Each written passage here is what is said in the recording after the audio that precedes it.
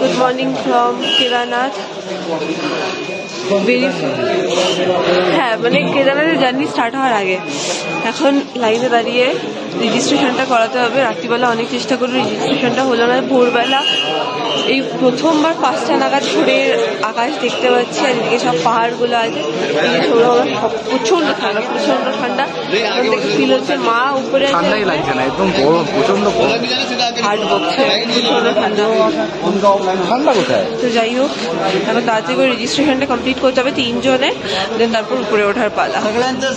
মাথাটা গরম হয়ে গেছে। আর এই যে সব লোকেরা এখন যাচ্ছে, চললো সবাই। এই হচ্ছে ভিউ হোটেল থেকে। শোনক বেরোচ্ছেই না কিছুতে আজকে, সব এত লোকের ভিড়।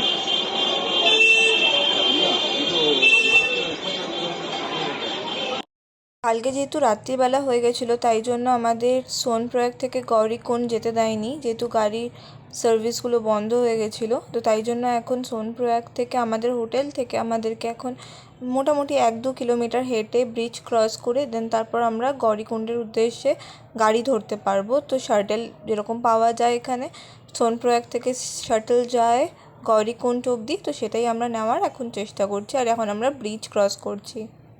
শাটেলে কতজন নেবে না নেবে কোনো আইডিয়া নেই, তো সব কিছুই শেয়ার করবো ডেফিনেটলি তোমাদের সাথে। আর যেমনটা দেখতে পাচ্ছ, ব্রিজের নিচ দিয়ে মন্দাকিনী বয়ে চলছে, তার অপরূপ স্রোত আর প্রচণ্ড আওয়াজ মন্দাকিনী নদীর। তো এখন নদী ধরে আমাদেরকে এগিয়ে চলতে হবে কেদারনাথের উদ্দেশ্যে।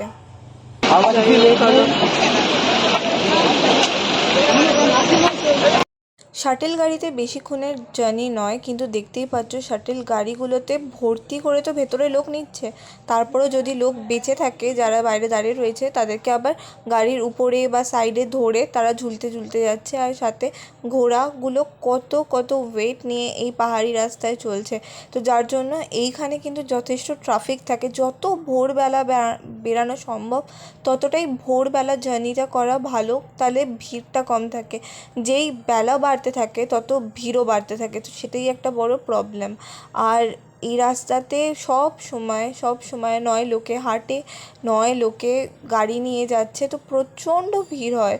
মাঝখানে 4 জন, পেছনে 4 থেকে 5 জন, আর সামনে 3 জন, এরকমভাবে গাড়ি বোঝাই করে আমাদেরকে নিয়ে চলছে এখন গৌরীকুণ্ডের উদ্দেশ্যে সোনপ্রয়াগ থেকে। কেউ বলে গৌরীকুণ্ড থেকে কেদারনাথের মন্দিরের ডিস্টেন্স অ্যাপ্রক্স 16 কিলোমিটার, বাট আসলে সেটা নাকি 22 কিলোমিটার। সবথেকে বড় কথা হচ্ছে পাহাড়ে কিলোমিটার বোঝা যায় না, আর চলতে থাকলেও কখন 1 কিলোমিটার শেষ হবে সেটা বোঝা সত্যি খুবই চাপের। আর যখন একটা মন্দির এতটা হাই অল্টিটিউডে থাকে, তখন সত্যি মানুষের উপরে উঠতেও সমস্যা হয়, সমস্ত কিছু ফেস করে চলতে হয়। তো এবার দেখা যাক আমাদের স্ট্রাগলটা কতটা হয়। গাড়ি থেকে নেমে এখন আমরা চললাম কেদারনাথের মন্দিরের উদ্দেশ্যে পদযাত্রা স্টার্ট করতে। বাট আমি সত্যি জানি না আমি কতটা কি করতে পারবো, কারণ শরীরটা কোথাও না কোথাও আমার বিশাল উইক লাগছে। আর লাগেজ যেহেতু নেওয়া, সেটা খুব বাজে সিদ্ধান্ত। গৌরীকুণ্ডে নেমে এখন হাঁটা স্টার্ট হয়ে গেল কেদারনাথের জন্য। তো এবার হাঁটছি, যেতে যেতে তোমাদের সাথে সমস্ত কিছু শেয়ার করছি। আই হোপ তোমাদের ভালো লাগবে, তোমাদের ভালো লাগবে। আর পুরো রাস্তাটা ভেজা, তো চলো যাওয়া যাক। এখানে সামনেই দেখতে পাচ্ছ মন্দাকিনী নদী বয়ে যাচ্ছে পাশ দিয়ে, আর সামনে ওয়েলকাম বোর্ড লাগানো, কেদারনাথ ফুড ট্র্যাক বলে ওয়েলকামের বোর্ডটা লাগানো রয়েছে, যেখানে লেখা 16 কিলোমিটার। হেলিকপ্টার চললো, বাবা বলেছিল হেলিকপ্টার বুক করতে। আস্তে আস্তে হাঁটতে অনেকক্ষণ হাঁটতে পারি, মা হাঁটছে,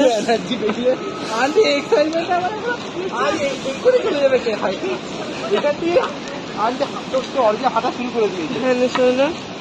এই যে আমি 22 কিলোমিটারে হাঁটা আমরা হাঁটা শুরু করে দিয়েছি, আর হয়ে যাবে। জয় কেদার।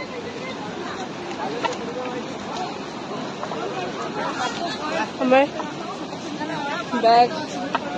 ব্যাগ পিঠে কিনে ফেললাম।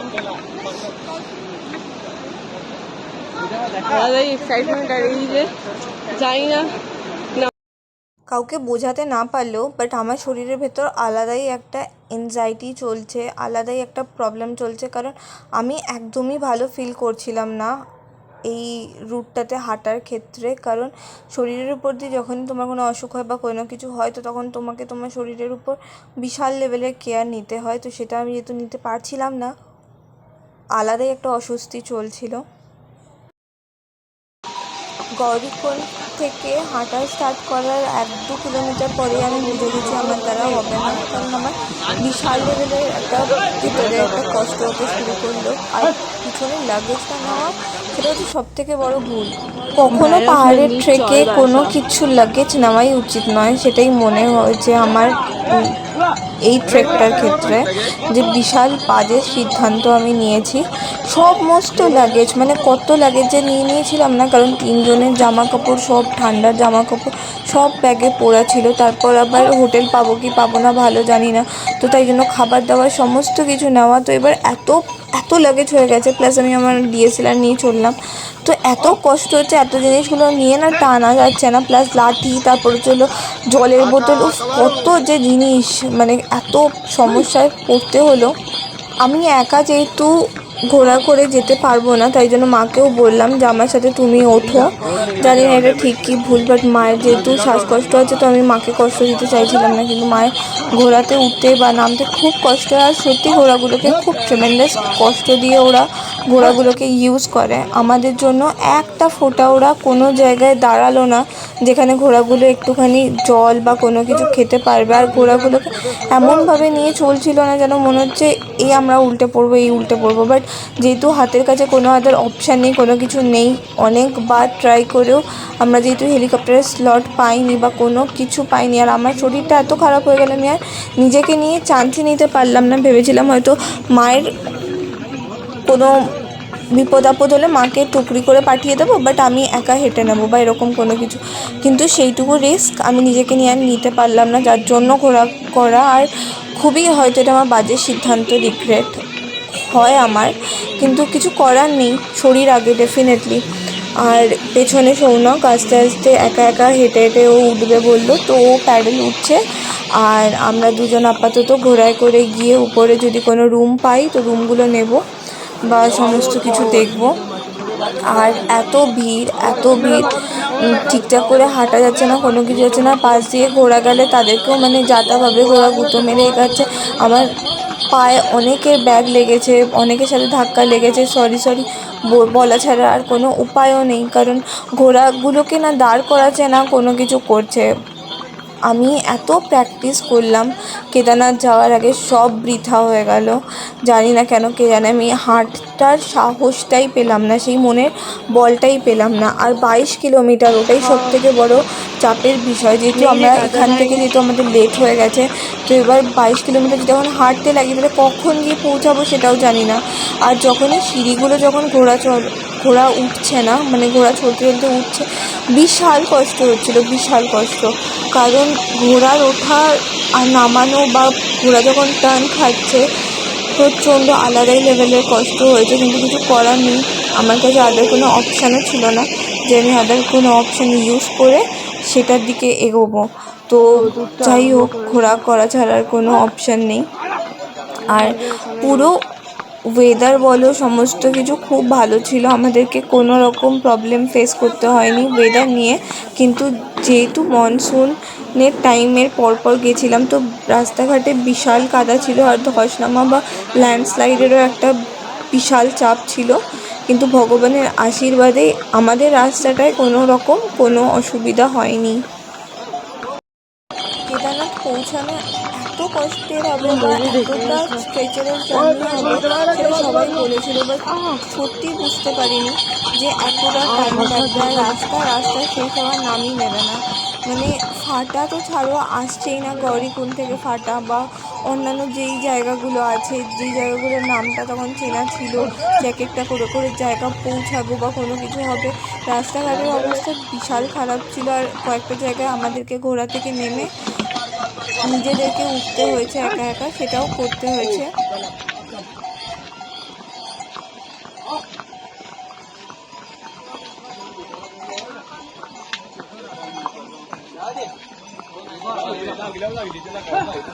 तिथं सांगा येईल की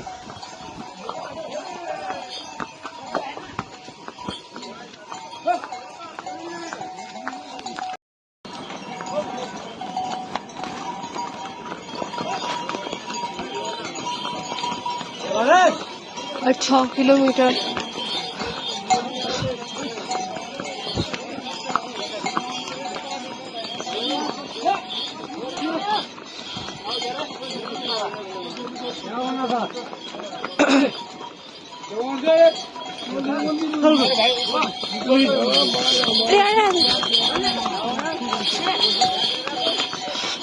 প্রচন্ড টাফ এই জার্নিটা। যারা করতে পারে তাদেরকে সিরিয়াসলি হ্যাটস অফ। তো পারলাম না, একটুখানি হাঁটতে হয়েছিল, প্রবাবলি ব্যাগের জন্য এত কষ্ট হচ্ছে।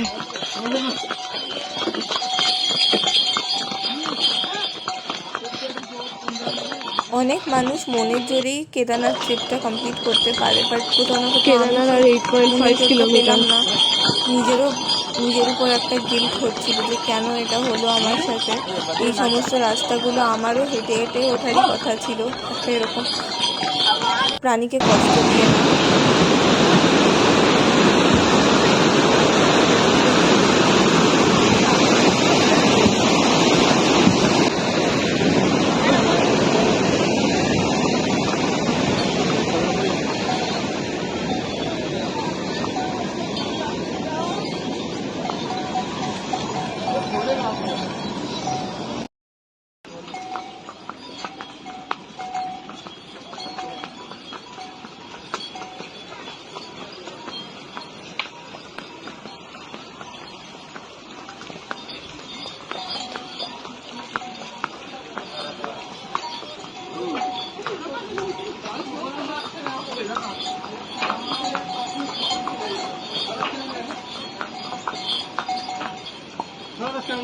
ওইদিকে আরেকটা রুট আছে।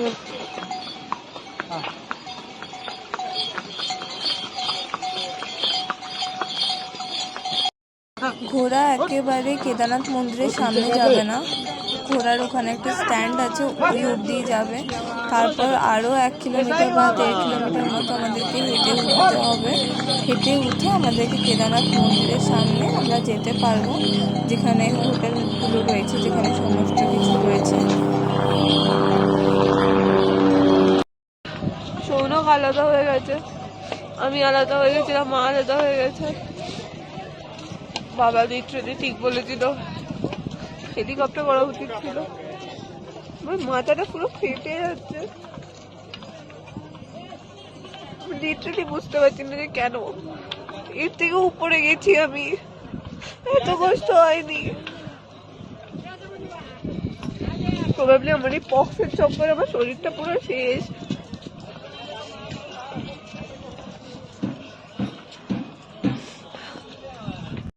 আমার শরীর বিশাল খারাপ করছিল, তো 2-2.5 ঘন্টার মতো আমি একটু রেস্ট নিয়েছিলাম। রেস্ট নিয়ে উঠে একটুখানি দেখতে এলাম, তো দেখলাম বৃষ্টি পড়ছে গুড়ি গুড়ি। আর পাহাড়ের বৃষ্টি মানে তো ওয়েদার খুব খারাপ হয়ে যাবে। এটা হচ্ছে রায়সকুন্ড, আর সত্যি এখন অবধি সৌনক আসে না, সেটারও একটা চিন্তা রয়েছে।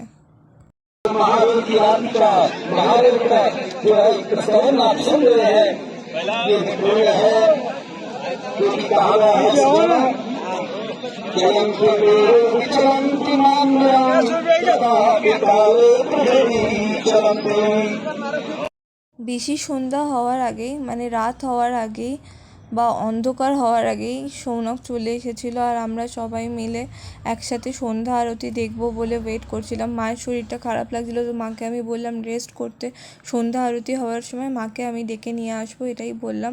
কেদারনাথে হোটেলের ভাড়া 4,000 টাকা নিল আমাদের কাছ থেকে। আর শুধু সেটা না, এই জায়গাটায় এত পজিটিভিটি, এত মানে যখনই গিয়ে পৌঁছালাম না কেদারনাথ মন্দিরে, সৌনক আসার পর আমি গেছিলাম ওখানে, কারণ একসাথেই যাব বলে ঠিক করেছিলাম, একজন করে ওরকমভাবে তো যাওয়া যায় না, তো ওই জন্য আমি ও আসার সময় একসাথেই গেলাম। আর এত মানসিক শান্তি লাগছিল সেই জায়গাটায় দাঁড়িয়ে, যেই জায়গাটা এতদিন ধরে খালি স্বপ্নে দেখেছি বা বলতে পারো লোকের ভিডিওতে দেখেছি বা সমস্ত কিছুতে দেখেছি, আলাদাই মানসিক শান্তি। সন্ধ্যা আরতি দেখার সৌভাগ্য হয়েছিল একদম সামনে থেকে, আর তোমাদের সাথে শেয়ার করবো না সেটা হয় না।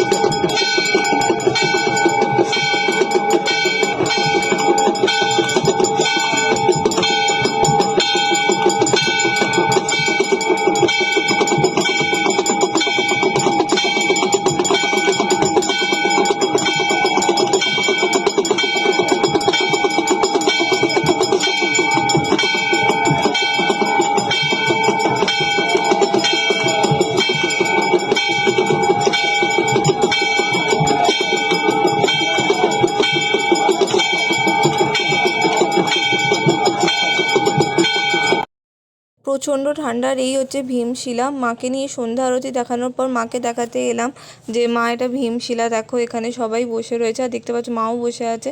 প্রচণ্ড ঠান্ডা, প্রচণ্ড। কালকে কিভাবে নিচে নামবো সেটাও একটা ভাববার বিষয় আর চিন্তার বিষয়।